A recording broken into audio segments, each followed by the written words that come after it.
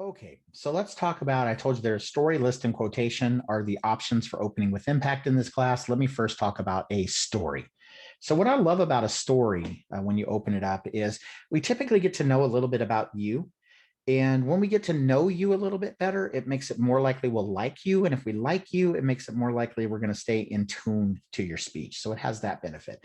Plus, on top of that, humans, I think, just naturally gravitate towards enjoying stories. In fact, there are some theorists that call us Homo Narrans, which is people of stories.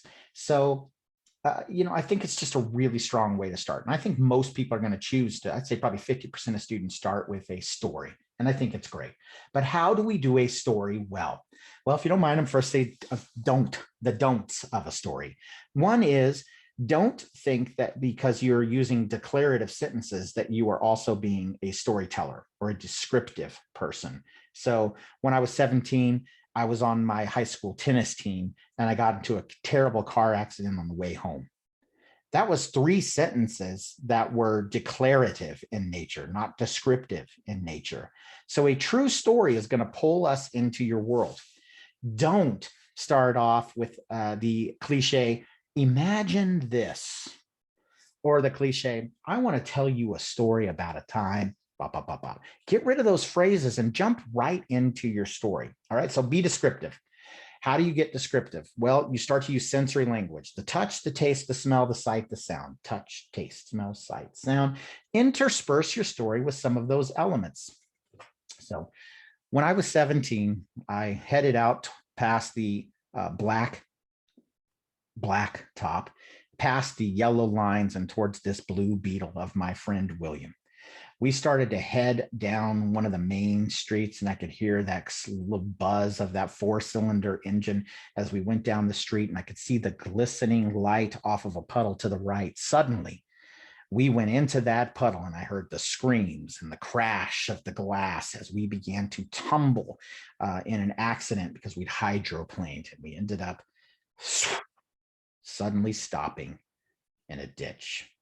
So I was trying, I'm improvising this story, but I tried to use like color, the black, the yellow, the sound of the engine, the sound of the glass, the look of the glistening, that kind of stuff.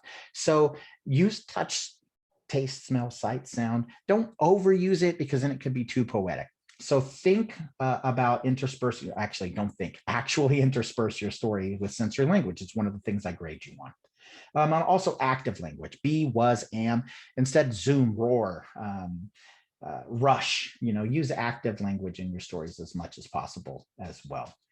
And okay, watch your time on your stories. This is only a 6 to 8 minute speech. So you don't want to start off with a story that's a minute or a minute and a half, something like that.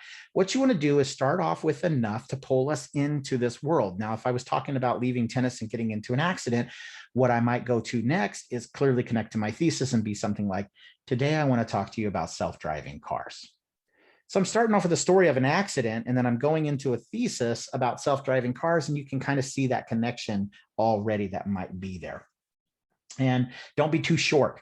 So you don't want to do something like, I can remember heading towards that blue beetle and hearing the buzz of the engine. And then we got into a crash and ended up upside down with the blood rushing in my head in a ditch. That's probably a little too short. So you probably want to be somewhere, maybe around 20 to 40 seconds, 20 to 30, 15 to 30. It's not really about time. It's about really being able to pull me into your world enough to be interested, clearly connect to the thesis, and then move on. By the way, a great thing you can do with a story is stop your story in a place that's kind of like a cliffhanger almost. And then we started to head towards the ditch. Then go through the entirety of your speech. And when you get to the close with impact, finish your story. All right. So yeah, I hope that helps you with your stories. Don't forget the knots. It's not a collection of declarative. It's descriptive sentences using sensory language and active language, rush, roar, zoom. And do not do the cliches at the top. And don't be too long. Don't be too short. All right. I hope that helps with your story preparation.